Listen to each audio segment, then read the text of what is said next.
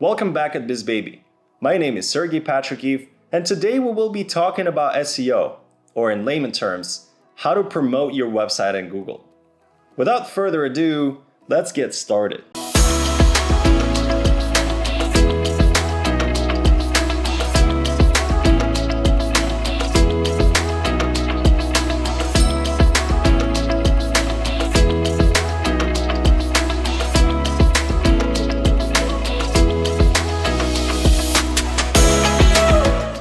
SEO is search engine optimization. However, in reality, it's much more than that. Doing SEO work does beyond that just optimizing your website. Why do you need SEO? People who need your service or product will usually search for a company that provides it, using a search engine such as Google, Yahoo, or Bing. Websites that show up first on the search results usually get almost all of the potential customers. You want to be displayed among those websites on the first page. Even better if it's first 3 results. Organic traffic on your website usually means people who came from Google and clicked to visit your website. Don't forget that Google also allows you to be displayed in the ad section of results. On top of the page, that is different from organic results. We're talking about the search results that are below the ad section, where websites don't need to pay to be listed each time they are displayed. Organic traffic is one of the cheapest ways to get new customers.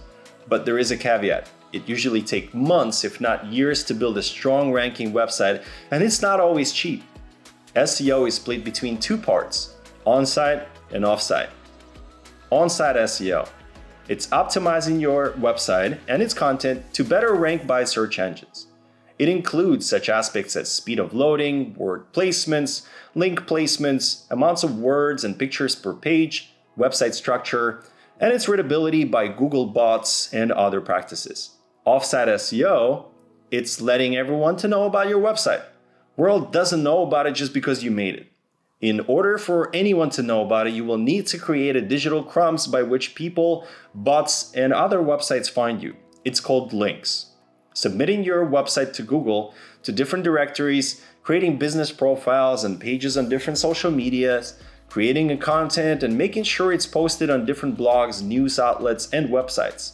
Those are just a few things that are part of complex work and strategy that every SEO building team should have. On-site SEO. Website speed. Don't you love when website you visit loads quickly and interactions with the interface and pages is smooth? Well, Google knows that too and ranks higher those websites that do a good job at it. Google has a tool that's called Google Insights that allows you to test your website speed and design reliability aspects. Next, mobile first.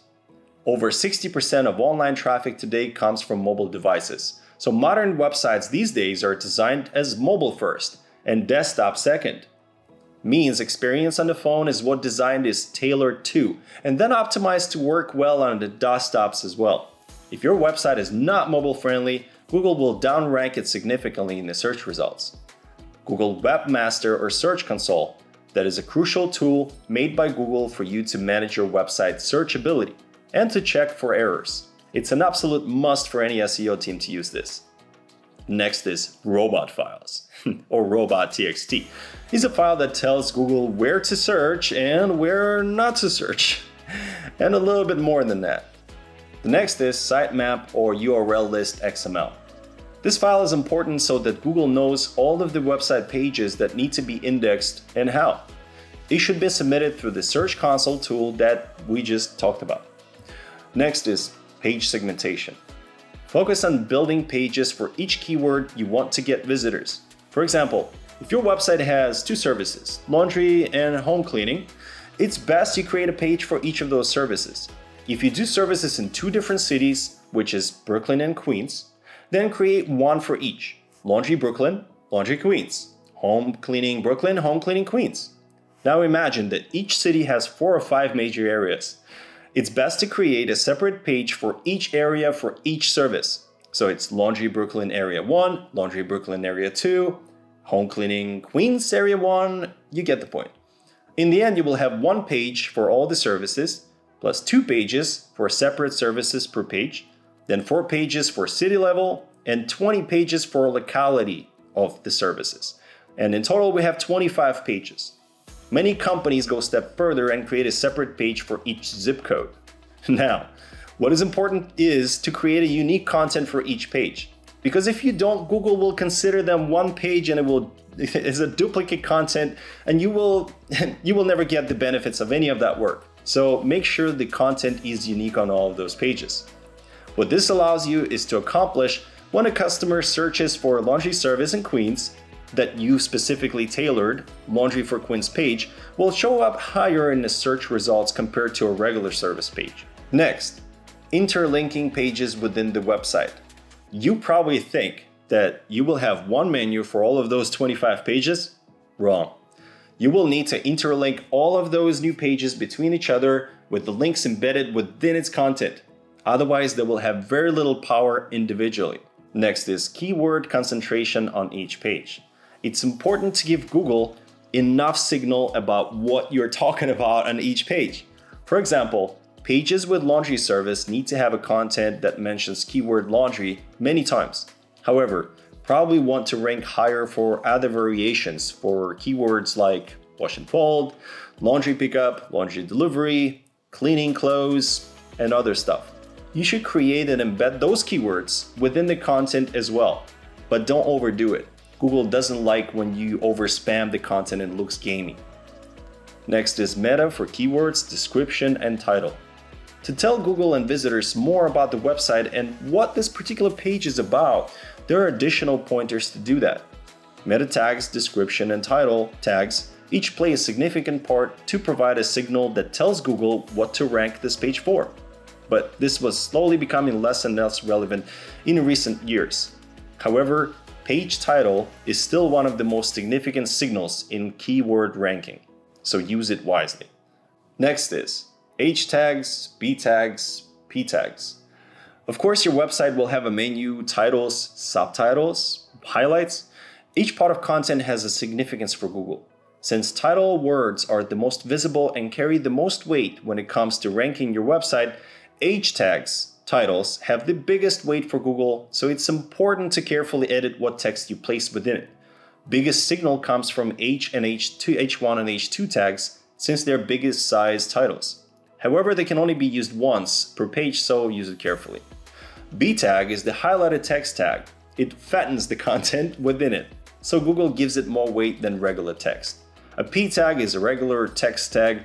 Consider that as a plain text, avoid putting that a lot of keywords within the text, so it doesn't look gamey either. The next is off-site SEO, Google website submission.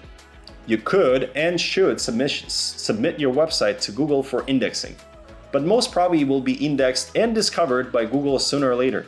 Remember, Google will index any website that came across his hands.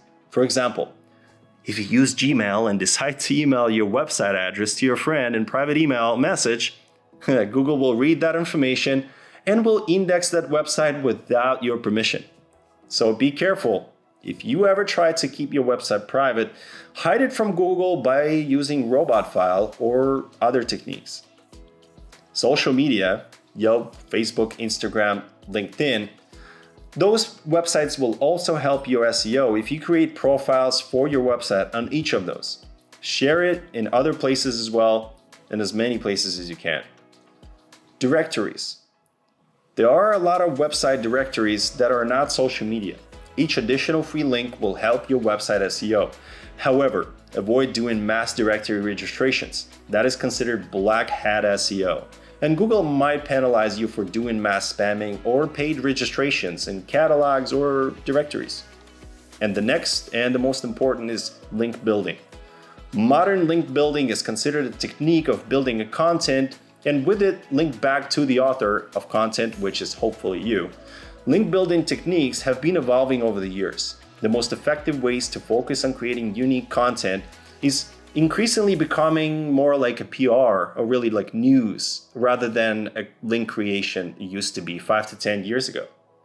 Google starts penalizing websites who post large amount of links to their website, especially from the websites that were flagged as links farms or spam websites.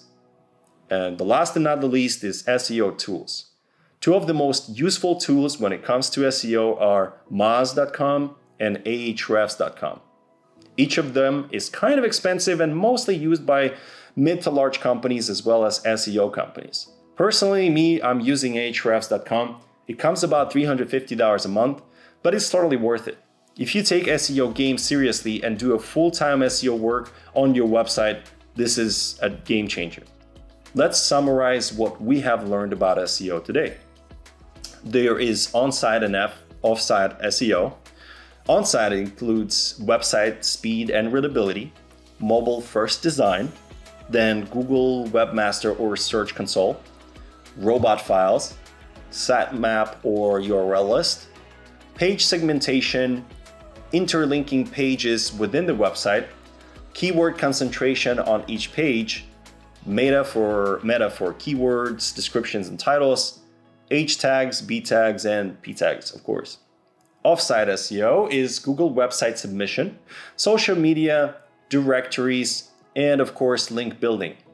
And we've also learned today the tools for SEO, which is Moz.com and Ahrefs.com. There are of course other tools as well on the internet, but these are really widely regarded by the SEO professionals. Congratulations! SEO is no longer a Martian language for you. You can, if not speak, hopefully understand the process of doing SEO. Thank you, and see you later.